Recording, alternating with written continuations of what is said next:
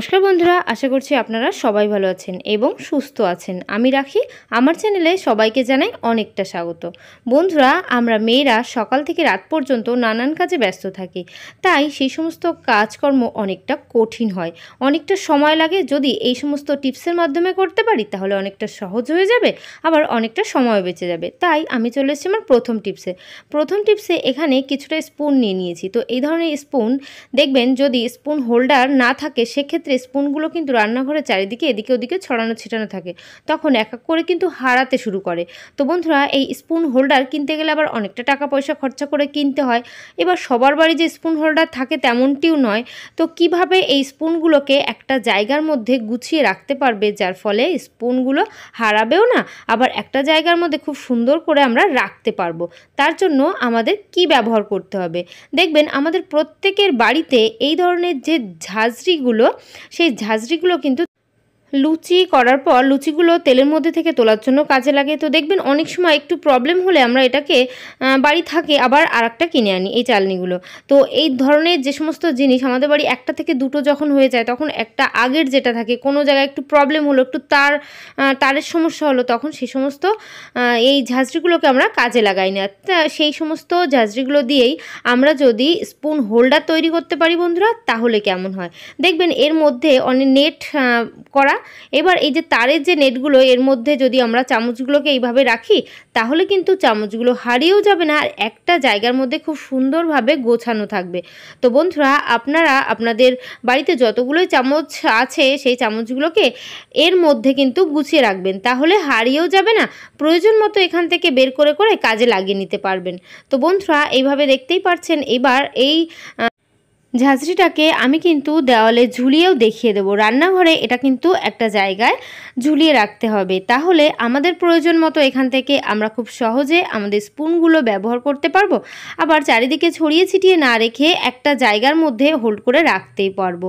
তো দেখতেই পাচ্ছেন বন্ধুরা কোনো টাকা পয়সা কিন্তু খরচা হলো না, কারণ একটা স্পুন হোল্ডার কিনতে গেলে অনেকটা টাকা পয়সা খরচা করে কিনতে হয়। তো সেই সমস্ত টাকা পয়সা খরচা ছাড়াই কিন্তু খুব সহজে একটা স্পুন হোল্ডার তৈরি করে নিলাম। আশা করছি টিপসটা অনেকটা ভালো লেগেছে। চলে এলাম পরবর্তী টিপসে বন্ধুরা এখানে আছে লেবু। তো দেখবেন বাজার থেকে যখন আমরা লেবু কিনে আনার পর সেই লেবুগুলোকে আমরা যখন অর্ধেকটা কেটে খেয়ে নিলাম আর অর্ধেকটা ভালো রাখার জন্য ফ্রিজে রেখে দিই। এবার আস্ত লেবুও ফ্রিজেই রেখে দিই। এবার রাখার পর 2-4 দিন কিন্তু লেবুটা ভালো থাকে, রস থাকে, তারপর থেকে আস্তে আস্তে লেবুটা পচতে শুরু করে, লেবুর রস শুকাতে শুরু করে। তো বন্ধুরা এরকম লেবুর রস শুকিয়ে যাতে না যায়, লেবুটাকে কিভাবে ভালো রাখবো, বাজার থেকে কিনে আনার পর এইভাবে নিউজ পেপার আমি চৌকো চৌকো করে কেটে নিয়েছি। কেটে আমরা যদি এইভাবে লেবুগুলোকে সেই পেপারের মধ্যে মুড়িয়ে রাখতে পারি বন্ধুরা, খুব সহজেই কিন্তু মোড়ানো যাবে। এইভাবে প্রত্যেকটা লেবুকে পেপারের সাহায্যে এভাবে মুড়িয়ে রাখবো। রাখার পর দেখবেন সেই লেবুটা কিন্তু নষ্ট হবে না। কেন নষ্ট হবে না সেটাও বলি। এইভাবে পেপারের মধ্যে মুড়ে দেওয়ার পর যে কোনো একটা কন্টেনারের মধ্যে এটাকে আটকে রাখতে হবে। এবার যখনই আমরা ফ্রিজে কিছু রাখি না, যে কোনো কন্টেনারের মধ্যে ঘাম সৃষ্টি হয়। তো সেই ঘামগুলো যখনই সেই সবজি মশলাপাতির মধ্যে যখনই যায় আস্তে আস্তে সেই জিনিসটা কিন্তু নষ্ট হতে শুরু করে। তো নষ্ট হওয়ার আগেই আমরা যদি এইভাবে পেপার দিয়ে মুড়ে কন্টেনারের মধ্যে রাখি তাহলে এর মধ্যে যতটুকু ঘাম সৃষ্টি হবে সেটা কিন্তু এই নিউজ পেপারটা অ্যাবজর্ব করে নেবে। যেহেতু নিউজ পেপার কিন্তু যে কোনো বাষ্প জলকে অ্যাবজর্ব করতে খুবই ভালো পারে, তাই লেবুর মধ্যে যেহেতু এই পেপারটা লাগানো আছে তাই লেবুর কিন্তু কোনো সমস্যা হবে না। আশা করছি টিপসটা অনেকটা ভালো লেগেছে। চলে এলাম পরবর্তী টিপসে বন্ধুরা এখানে একটা বাটি নিয়ে নিয়েছি। বাটির মধ্যে আমি 1 থেকে 1.5 চামচ লবণ দিয়ে দিচ্ছি। এইবার এই যে 1 থেকে 1.5 চামচ লবণ দিয়ে দিলাম, এর মধ্যে দিয়ে দেব ভিনিগার। তো সামান্য পরিমাণ ভিনিগার অ্যাড করতে হবে বন্ধুরা। এবার এই যে লবণ আর ভিনিগারের যে একটা মিশ্রণ তৈরি হবে, দুর্দান্ত একটা মিশ্রণ, এটার ফলে আমাদের অনেকটা কাজ সহজ হয়ে যাবে। এবার এর মধ্যে আরও একটা কিছু মেশাতে হবে, সেটা হলো প্লেন ঠান্ডা জল। তো নর্মাল জল দেওয়ার পর এটাকে চামচের সাহায্যে কিন্তু আমরা মিশিয়ে নেব। বন্ধুরা এইভাবে যদি চামচের সাহায্যে মিশিয়ে নিতে পারি, যে সলিউশনটা তৈরি হলো এটার সাহায্যে কি কাজ করব। দেখবেন আমাদের বাড়িতে অনেক কাচের এমন বাসনপত্র থাকে যেগুলো কিছুদিন ব্যবহার করতে করতে তার গ্লেজ থাকে না, তার মধ্যে কোনো দাগছোপ পড়ে যায়। যেহেতু কাচ খুবই স্বচ্ছ, তার জন্য কাচের মধ্যে কোনো দাগছোপ লাগলে সেটা কিন্তু খুব সহজেই দেখা যায়। তাই এই মিশ্রণটা দিয়ে আমরা কাচের গ্লাস, কাচের বাটি, যে কোনো পাত্র এইভাবে যদি একটু স্কচব্রাইটের সাহায্যে ঘষে নিতে পারি, তাহলে দেখবেন সেই নতুনের মতো গ্লেজ ফিরে আসবে। এর ভেতরে কোনো দাগ ছোপ থাকলে সেই দাগ ছোপও উঠে যাবে, কোনো সমস্যা কিন্তু আমাদের হবে না। তো আমি এই মিশ্রণটা দিয়ে দুটো গ্লাস পরিষ্কার করে দেখিয়ে দিচ্ছি। আপনাদের কাছে বাটি থাকলে সেই বাটিগুলোকেও পরিষ্কার করতে পারেন। তাহলে কাচের জিনিস কিছুদিন ব্যবহার করতে করতে, যেমন আমাদের জলে আয়রন থাকে, সেই আয়রনের একটা দাগ লেগে যায়, তাই একটা অন্য রকম কালার চলে আসে, একটা হলদে ভাব চলে আসে, গ্লেজ থাকে না। আমরা প্লেন জলে এখন ধুয়ে নিয়ে চলে এসেছি। ধোয়ার পর দেখতেই পাচ্ছেন বন্ধুরা, কাচের গ্লাসগুলো একেবারে নতুনের মতো চকচক করছে। তো আশা করছি এই টিপসটা অনেকটা ভালো লেগেছে, অনেকটা কাজে আসবে। চলে এলাম পরবর্তী টিপসে। এখানে আছে পাপোশ। এখন যেহেতু বর্ষার সিজন শুরু হয়ে গেছে, সেই বর্ষার সিজনে না খুব একটা ভালো রোদ আসে না।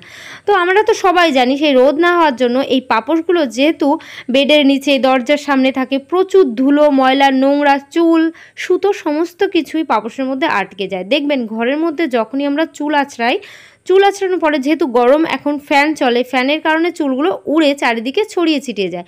সেগুলো একটা না একটা সময় এসে ঠিক চুল এই পাপোশের মধ্যেই আটকে যায়। তো আমরা কিভাবে সেই পাপোশটাকে পরিষ্কার করছি, একটা চিরুনি নিয়েছি, যে কোনো বাদ দেওয়া একটা চিরুনি নিয়ে নেবেন। চিরুনিটা দিয়ে পাপোশের মধ্যে এইভাবে যদি আমরা আঁচড়াতে পারি, মানে টানতে পারি, চুলে যেমন চিরুনি করি ঠিক সেইভাবে পাপোশের মধ্যে যদি টানতে পারি, তাহলে দেখবেন প্রচুর পরিমাণে চুল আটকে থাকবে। দূর থেকে হয়তো দেখলে পাপোশটাকে পরিষ্কার লাগছে, কিন্তু কাছ থেকে যখনই দেখবেন তখন দেখবেন সেই পাপোশের মধ্যে প্রচুর চুল, নোংরা, ধুলো, এমনকি সুতো সমস্ত কিছুই আটকে আছে। তো সেগুলোকে এইভাবে একটু করে টানবেন, টানার পর কিন্তু খুব পরিষ্কার হয়ে যাবে। বর্ষার একটা মাস অন্তত যদি পাপোশটা না ভেজাতে পারছেন, সেক্ষেত্রে এইভাবে একটু পরিষ্কার রাখবেন, তাহলে কিন্তু জীবাণুমুক্ত থাকবে, কোনো এর মধ্যে ফাঙ্গাস লাগবে না, কোনো সমস্যা হবে না। আর যদি এর মধ্যে একটু খাবার সোডা আর পাউডার দিয়ে একসঙ্গে করে চিরুনি দিয়ে টানতে পারেন, সেক্ষেত্রে কিন্তু জীবাণু মুক্ত হয়ে যাবে। পাপোশটা জল দিয়ে ধোয়ারও কোনো প্রয়োজন হবে না, একটু খাবার সোডা ছিটিয়েই পরিষ্কার করে নিলে জীবাণুর সমস্ত শেষ। তো বন্ধুরা এইভাবে পরিষ্কার করবেন। তারপর যে চুলটা এখান থেকে পাবেন, সেই চুলটাও কিন্তু এদিকে ওদিকে ছড়িয়ে ছিটিয়ে ফেলবেন না, তাহলে হাওয়ায় হাওয়ায় কিন্তু ঘরের দিকে আবার উড়ে আসবে। এটাকে কিন্তু একটা ডাস্টবিনের মধ্যে ফেলে দিতে হবে, তাহলে কিন্তু চুলের আর কোনো সমস্যা আমাদের হবে না। মাঝে মধ্যেই কিন্তু আমরা যেহেতু মেয়েরা লম্বা লম্বা চুল থাকে, ঘরেই চুল আঁচড়াই, চুল কিন্তু পড়বেই কিছু না কিছু, সেটা পাপোশের মধ্যেই আটকাবে। তাই মাঝে মধ্যে সপ্তাহ থেকে 1.5 সপ্তাহ 2 সপ্তাহ বাদে একবার যদি এইভাবে চিরুনিটা টেনে নিতে পারি, তাহলে দেখবেন সেই পাপোশটা অনেকটা পরিষ্কার পরিচ্ছন্ন থাকবে, এর মধ্যে কোনো চুলও আটকাবে না। আশা করছি আমার এই টিপসটা আপনাদের অনেকটা কাজে এসছে, অনেকটা ভালো লেগেছে। চলে এলাম পরবর্তী টিপসে। বন্ধুরা দেখবেন বাড়িতে ছোট বাচ্চা থাকলে আমাদের কিন্তু রেগুলার জামা কাপড় কাচতে হয়। এবার সেই জামা কাপড় কাচতে গেলে অনেক সময় কি হয়, সংসারের কাজকর্ম করতে করতে আঙুল কেটে যায়। তো সেই আঙুল কাটা অবস্থায় প্রতিদিন সার্ফ সাবান দিয়ে কীভাবে আমরা জামা কাপড় কাচবো, সেটাই কিন্তু একটা আমাদের টেনশনের কারণ হয়। কারণ কাটা জায়গায় যেহেতু রক্ত পড়ে, তাই যদি সেখানে সার্ফের জল লাগে প্রচুর জ্বালা করে যায়। তো সেই জ্বালার হাত থেকে বাঁচার জন্য আমরা কিন্তু ছোট্ট একটা উপায় অবলম্বন করতে পারি, যার জন্য প্রতিদিন যেহেতু জামা কাপড় আমরা তো কাচা বন্ধ করতে পারবো না, কারণ প্রত্যেকের বাড়িতে কিন্তু ওয়াশিং মেশিন নেই। যাদের বাড়ি ওয়াশিং মেশিন আছে তাদের কথা আলাদা, ওয়াশিং মেশিন যাদের নেই তারা কিন্তু এই টিপসটা অ্যাপ্লাই করতে পারেন। এখানে নিয়ে নিয়েছি একটা প্লাস্টিক ব্যাগ। এইভাবে একটা প্লাস্টিক ব্যাগের মধ্যে আমরা যদি এইভাবে হাতটা ঢুকিয়ে এইভাবে মুড়িয়ে নিতে পারি, অথবা এখানে গিট দিয়ে নিতে পারি, অথবা এখানে একটা রাবার দিয়ে নিতে পারি, তাহলে দেখবেন হাতের মধ্যে কিন্তু জল কখনোই ঢুকবে না। এইবার এই যে রাবারটা নিয়ে নিয়েছি, রাবারটাকে ঠিক হাতের এই জায়গাটা আমি আটকে দিলাম। এই জায়গাটা দুটো গিট দিয়ে যদি আটকে দিতে পারি, তাহলে কিন্তু বন্ধুরা হাতের মধ্যে একটা বিন্দুও জল ঢুকবে না। যেহেতু সার্ফের জল হাত কেটে গেলে আমাদের একটা প্রবলেম হয়, তাই সেই প্রবলেমটা হওয়ার আগেই আমরা জামা কাপড় কাচবো কিন্তু এইভাবে হাতে প্লাস্টিক পরে নিয়ে, অথবা যাদের গ্লাভস আছে সেক্ষেত্রেও আলাদা ব্যাপার, গ্লাভস ব্যবহার করবেন, কিন্তু প্রত্যেকের বাড়িতে তো গ্লাভস থাকে না। সেই জন্য যাদের বাড়িতে গ্লাভস নেই আমি তাদের জন্যই টিপসটা কিন্তু তৈরি করছি। এবার একটা বড় পাত্রের মধ্যে জল নিয়েছি, জলের মধ্যে কিছুটা সার্ফ দিয়ে নিলাম। এই যে সার্ফের মধ্যে যখনই হাত দেবো না, হাতটা সঙ্গে সঙ্গে জ্বালা করবে যদি হাত কাটা থাকে। তাই সেই সমস্যার মধ্যেই না পড়ে এইভাবে যদি সার্ফ জলের মধ্যে আমরা জামা কাপড় ভিজিয়ে ফেলি, হাতে একটা প্লাস্টিক পরে, তাহলে কিন্তু অনেকটা সোজা হয়, অনেকটা সহজ হয় কাজকর্ম করতে। দেখবেন অনেক জামা কাপড়ও আমরা কিন্তু কেচে নিতে পারছি খুব সহজে, অল্প সময়ের সময়ের মধ্যে। ঘন্টার পর ঘন্টা কিন্তু কাজ করতে হবে না, যেহেতু হাত কেটে গেলে তখন কিন্তু আমাদের জ্বালা করে যায়, ব্যথা করে যায়, সার্ফের মধ্যে আবারও হাত দিতে ভয় পায়, এটা ওটা করতে অনেকটা সময় লেগে যায়। সেই সময়ও কিন্তু লাগবে না, ঝটপট করে প্লাস্টিক হাতে নিয়ে জামা কাপড় খুব সহজে কিন্তু কেচে নিতে পারবো। তো বন্ধুরা, আশা করছি আমার এই টিপসটাও আপনাদের অনেকটা কাজে আসবে, অনেকটা ভালো লেগেছে। তো দেখতেই পাচ্ছেন আমরা কিন্তু এখন এই জামাগুলোকে একটু ঘষে নেব। এইভাবে যদি ঘষে নিই তাহলে কিন্তু জামার মধ্যে বাচ্চারা যেহেতু খেলাধুলো করে অনেক নোংরা মাটি লেগে যায়, এইভাবে ঘষে নিলে এর মধ্যে কিন্তু মাটি চুটি কিছু থাকবে না, আবার হাতের মধ্যে কিন্তু সার্ফ জল যাচ্ছেও না, হাতটা কিন্তু একেবারে শুকনো থাকছে। আমি হাতটা পরে খুলেও দেখিয়ে দেব আমার হাতটা কিন্তু কতটা শুকনো আছে। এইভাবে বাথরুমের মধ্যে জামা কাপড়গুলো কিন্তু আমরা কেচে নিতে পারবো, সেইটা এই গামলার মধ্যেই আমি কাজটা করে নিচ্ছি। তো বন্ধুরা, আমার এই টিপসটা যদি ভালো লাগে অবশ্যই কিন্তু পরিবারের সবার সঙ্গে এবং বন্ধুদের সবার সঙ্গে শেয়ার করতে একদম ভুলবে না। আর আমার চ্যানেলে নতুন যারা আছেন তারা অবশ্যই কিন্তু আমার চ্যানেলটিকে সাবস্ক্রাইব করবেন, অল নোটিফিকেশান অন করে দেবেন, তাহলে আমার চ্যানেলে এই ধরনের ভিডিও আপনাদের কাছে কিন্তু সবার আগে পৌঁছে যাবে। তো বন্ধুরা, এখন কিন্তু জামা কাপড় এইভাবে কাচা আমার কমপ্লিট হয়ে গেছে। এবার হাতটাকে আমি খুলেও দেখিয়ে দিলাম, প্লাস্টিক থেকে বের করলে সামান্য একটু একটু আঙুলের মাথার দিকে জল লেগেছে, তাছাড়া কিন্তু কোনো সমস্যা হয়নি। এইভাবে জামা কাপড় কাচলে দেখবেন আমাদের অনেকটা সহজ হয়ে যাবে। আশা করছি এই টিপসটা অনেকটা ভালো। তো আজকের ভিডিও এখানে শেষ করছি। সবাই ভালো থাকবেন, সুস্থ থাকবেন, বাই, টাটা, আবার নেক্সট ভিডিও দেখা হবে।